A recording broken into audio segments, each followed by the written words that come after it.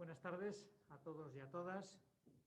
Para los que no me conozcáis, mi nombre es Miguel Unda, soy el jefe de servicio de urología. Estudié medicina en la unidad docente de Basurto y me especialicé en urología también aquí en el Hospital de Basurto. Por tanto, he desarrollado toda mi carrera profesional en este hospital.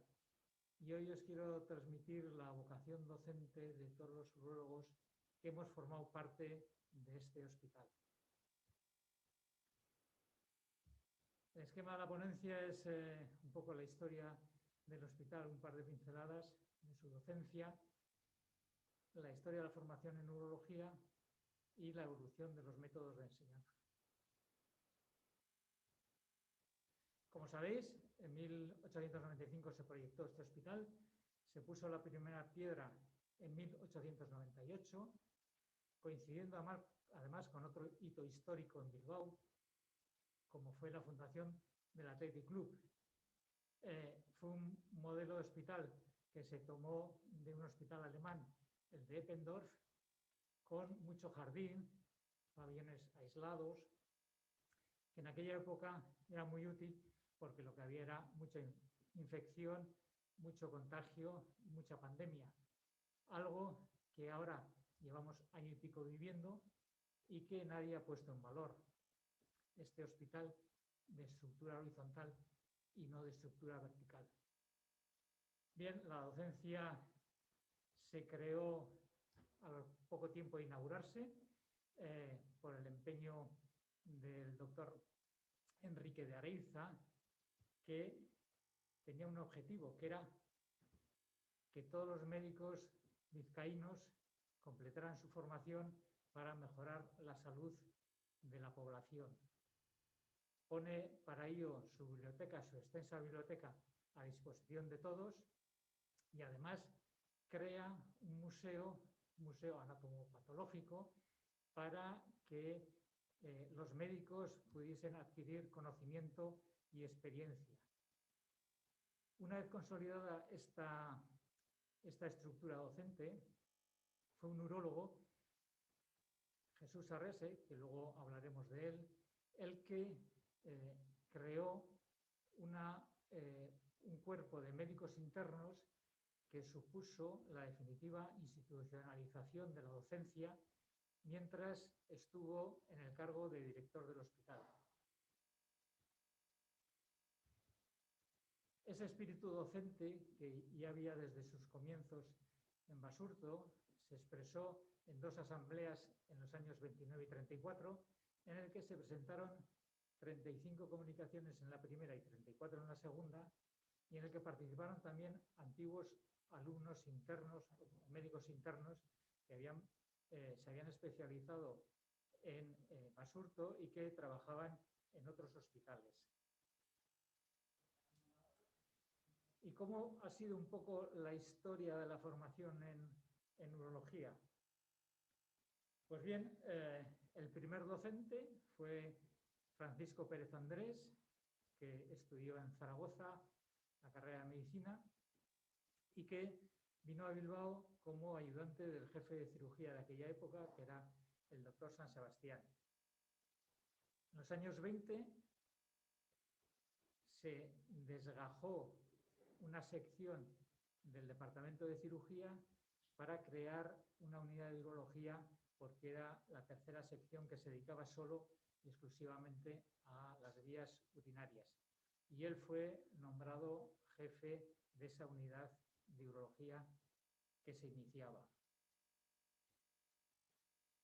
Era un cirujano muy capaz, con una experiencia impresionante y además con una capacidad creadora y docente que hizo que la unidad de Basurto de urología fuera una de las más importantes unidades para especializarse en el Estado, compitiendo de igual a igual con las clásicas y tradicionales unidades de formación que había en el Hospital Clínico de Madrid y en el Clínico de Barcelona.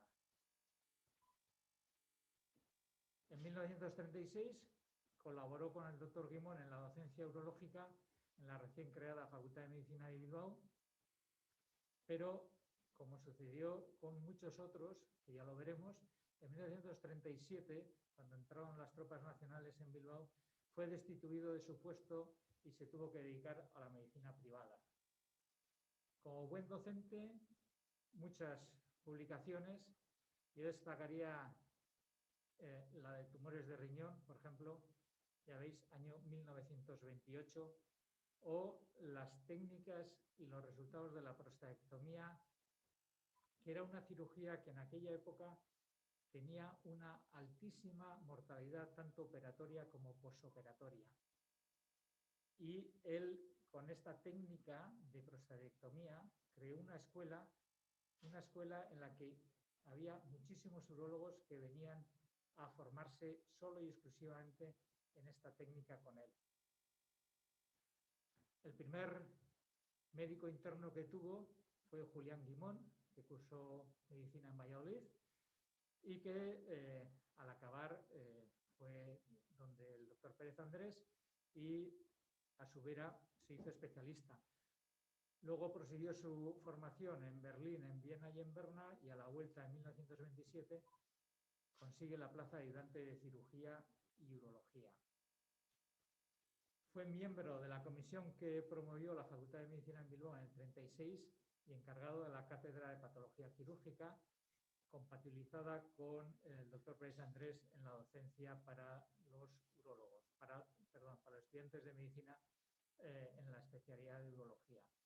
Llegó a ser subdirector médico del hospital, pero lo mismo que le pasó al doctor Pérez Andrés, con la entrada de las tropas en la caída de Bilbao, fue apresado, inhabilitado, y aunque fue indultado, no le dejaron ejercer ningún cargo público después, por lo que se marchó a Estados Unidos a terminar su formación y a su regreso lo que hace es crear una clínica que todavía persiste, la Clínica Guimón, en el que ejerce la medicina privada. Fue presidente de la Academia de Ciencias Médicas en 2 periodos y creó el premio Julián Guimón, que todavía persiste al mejor trabajo científico del año. Muchas publicaciones también.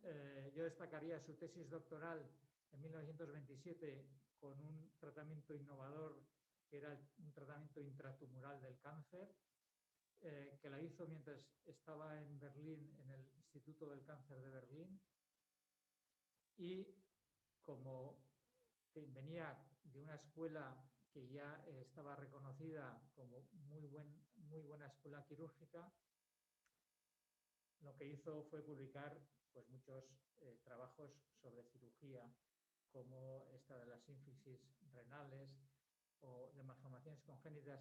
Yo la destacaría porque en esa época la única prueba de imagen que existía era la urografía. Ya tenía mérito en aquella época publicar trabajos sobre malformaciones congénitas. Jesús Arrese Axpe, que fue director del hospital de 1930 a 37, que es el que he mencionado antes, se licenció en Barcelona y fue fundador de la Asociación Española de Urología. Durante el mandato de director del hospital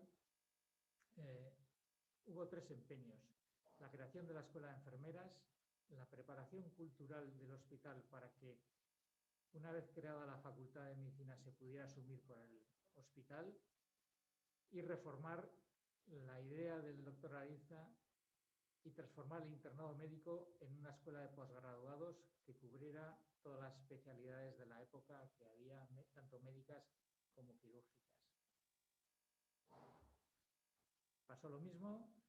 Una vez que cayó Bilbao, se exilió en Venezuela, donde le destinaron de médico rural a las minas de carbón de Naricual, volviendo a Bilbao al final de su vida. Fue pionero en el uso del salbardán en el tratamiento de la sífilis. También muchas publicaciones, una de ellas, y siguiendo la escuela del doctor Pérez Andrés la prostatectomía total transvesical de Freyer. Pascual Ipiens Lacasa, que leyó su tesis doctoral con quistes hidratídicos tanto renales como pararenales, desarrolló su actividad una vez acabada la especialidad de urología en Basurto, desarrolló toda su actividad en el Hospital Provincial de Navarra, donde se creó en 1940 el Departamento de Urología y fue nombrado primer jefe de servicio. Y aquí podéis ver un poco el espíritu innovador que tenía el Hospital de Basurto en aquella época, que es que la unidad de urología de Basurto se creó en los años 20 y en Navarra se creó 20 años más tarde. Además, como he dicho, por un médico interno de Basurto. También tiene muchas publicaciones, traumatismos de riñón, tumores de riñón, técnicas quirúrgicas en las litiasis ureterales o la cirugía de la tuberculosis renal y sus complicaciones. Otro que siguió el mismo camino fue Gonzalo Aranguren, que después de licenciarse en Madrid se formó en urología y cirugía en Basurto y amplió los estudios en París. Como fue de idea nacionalista, cuando entraron las tropas en Bilbao, se marchó a Barcelona. Como había estudiado en Barcelona, se marchó a Barcelona a ejercer. Y una vez caído también el Frente Catalán, pues el gobierno vasco le rescató como director del Hospital de la Roseray, que fue un hospital que creó el gobierno vasco para atender los heridos, los soldados vascos heridos en la guerra o en el bombardeo de Guernica, que lo hizo en un hotel casino que había de lujo en Vidar, en Iparralde, cerca de Biarritz, que había caído en desuso por la crisis económica francesa y que estuvo allí hasta que las tropas alemanas invadieron Iparralde y tuvieron que cerrar el hospital y salir. Es más, en algún momento incluso ampliaron el espacio con un castillo que había muy cerca del hospital. Algunos, cuando llegaron las tropas alemanas, algunos de los que no pudieron escapar fueron llevados a un centro de confinamiento en Gurs. Él se marchó a Venezuela y consiguió tanto renombre como cirujano que abrió una clínica privada en Caracas, y el presidente de Venezuela, Jaime Lusinchi, que fue anterior, bueno, fue en medio entre Andrés Pérez, que era, Jaime Lusinchi era médico pediatra. En uno de sus discursos dijo que había sido inducido a la medicina por el doctor Aranguren. Rafael Zarza, que estudió en Valladolid y que ella se especializó como urólogo en Basurto también, y amplió su formación en Estados Unidos, sobre todo en la Clínica Mayo. Con muchas publicaciones también, destacaría la de cáncer prostático en 1943, en diagnóstico y tratamiento, o una vez más una modificación de la técnica de prostatectomía que tanta influencia tuvo en los urólogos del Estado por lo bien que se hacía en el Hospital de Basurto. Jerónimo Gutiérrez también estudió en Valladolid y durante la Guerra Civil ejerció el cargo de director y cirujano del hospital que tuvo el ejército republicano en Abadiño. Por tanto, al acabar la guerra fue inhabilitado y, aunque restituido en 1950, pues poco pudo hacer. Y por último, de aquella época, resaltar a Julio Pérez Irizabal Andrés, que ya os podéis imaginar que es el hijo del doctor Pérez Andrés, también estudió en Valladolid y que en 1952 fue nombrado jefe de urología de Basurto. Fue presidente de la Asociación Española de Urología en 1970, de 70 a 74, y la verdad es que fue un hito porque en aquella época era inconcebible que un urólogo de provincias pudiera ser presidente de la Asociación Española de Urología. Y eso da idea de la buena reputación que tenía la unidad de Basurto. Publicó muchos artículos sobre técnicas quirúrgicas, por lo buen quirúrgico que era, aprendido lógicamente de su padre. Tenéis aquí algunas, como la tuberculosis renal.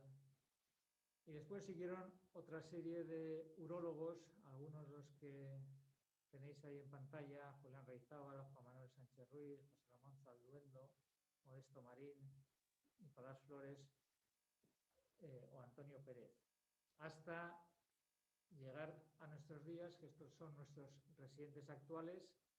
Un residente por año, la especialidad de urología son 5 años, por tanto 5 residentes, cada uno de una localidad distinta, como podéis observar.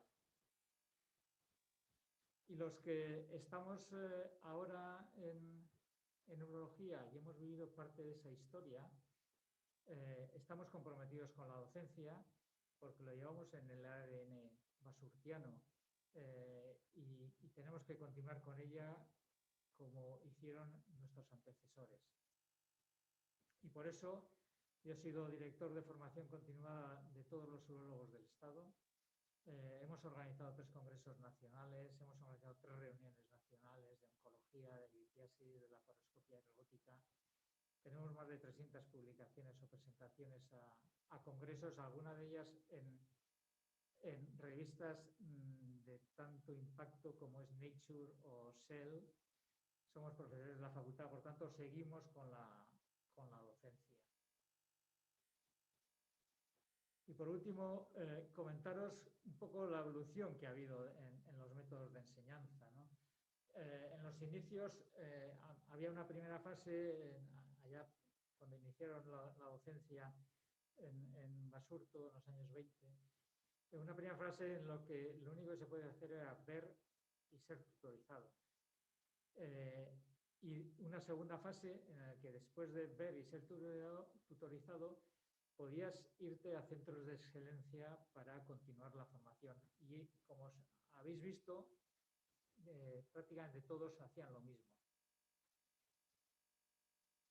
En los años 60 ya empezó a haber alguna posibilidad más, ¿no? Además de asistir a centros de excelencia y ver y ser tutorizado, ¿no? Que era asistir a conferencias de expertos. Empezaba a haber ya algo de material impreso accesible para todos. Incluso en alguna unidad docente había incluso cirugías en directo que se retransmitían. Hasta llegar al formato actual en el que además de todo eso tenemos DVDs, simuladores virtuales, prácticas en laboratorio, en animalarios, tenemos internet. Y para un poco poner orden a todo lo que podemos tener ahora, la Cochrane hizo un estudio para ver cuáles eran los mejores métodos de aprendizaje en el momento actual. Y las conclusiones que sacó eran que las rotaciones externas era lo más efectivo, que tanto los casos clínicos como los talleres de trabajo mejoraban la práctica clínica diaria y que las acciones recordatorias también mejoraban los conocimientos adquiridos. Que las actividades interactivas eran mejor que las conferencias, que lo que era poco útil era el material impreso, que el material solicitado, ese que muchas veces nos llega a través de los mails, también era poco útil, y que estaba por demostrar que los programas a través de Internet o los DVDs fueran útiles. Pero lo mismo que todo ha evolucionado, también la la tecnología, ¿no? Desde los primeros instrumentos en el que eran instrumentos compartidos entre cirugía, ginecología y urología, hasta los inicios de la endoscopia, que si no sabéis os lo digo, la urología fue la primera especialidad que en el momento que Edison descubrió y patentó la bombilla, se empezaron a meter tubos por la uretra para ver lo que había dentro, hasta la llegada del robot de la primera generación y del robot actual. Todo eso ha evolucionado tecnológicamente, pero también la formación quirúrgica ha evolucionado. Desde lo primero que se decía, que lo dijo Halsted, que fue un cirujano a Johns Hopkins, que revolucionó todo el aprendizaje quirúrgico, que decía que había que ver una para hacer una y poder enseñar una, pasando por Spencer, que decía que para ser un buen quirúrgico había que tener un 25% de destreza y un 75% de decisión, o hasta la pirámide de Miller, que es la que actualmente está en boga de todos, en el que había que primero saber, después saber cómo utilizar ese saber, después mostrar cómo hacerlo y por último hacerlo para hacer un currículum, pero no un currículum para presentar en una oposición, sino para poder enseñar y hacer mejor una medicina quirúrgica para el cirujano. Y yo he añadido, yo no lo tengo patentado ni lo he publicado, pero he puesto Ayunda, porque yo creo que a la pirámide de Miller le falta una cosa muy importante para la formación quirúrgica, que es comprobar los resultados. Si no compruebas tus resultados, no sabrás nunca cómo eres. Y además, compararte con los resultados de otros. Yo creo que es muy, muy importante, tan importante como todo lo que dijo Miller. Pero hay que tener en cuenta que hay personas diferentes y objetivos diferentes. El residente y el staff no son los mismos, y los objetivos tampoco son los mismos. El objetivo de la formación del residente es proveerse de unas habilidades suficientes para que se sienta cómodo cuando tenga que enfrentarse solo a las mismas situaciones, pero al final el objetivo que tiene es formarse para conseguir una plaza. Y el objetivo del staff, que es proveerse de unas habilidades suficientes para resolver todas las situaciones que se le presenten, porque el staff tiene que continuar formándose toda su vida. El objetivo del staff es formarse para resolver los problemas. Pero además aquí en Basurto yo creo que también tiene que formar para continuar con el espíritu docente, ese espíritu docente que se ha forjado en 100 años de historia de formación. Y siempre teniendo en cuenta una cosa que dijo un neurocirujano, Henry Mass, que es muy importante, que hacen falta 3 meses para aprender una técnica quirúrgica, pero son 3 años para saber cuándo hacerla y 30, y es lo más importante, para saber cuándo no hacerla. Es que ricasco. Agradecerle al doctor Unda la presentación, que nos ha hecho tan interesante. Si alguien tiene alguna pregunta para él, tenemos el chat abierto, os leemos, así que os damos un par de minutillos y escuchamos el chat. Cualquier duda, cualquier pregunta, cualquier aclaración que queráis que os haga el doctor, a vuestra disposición.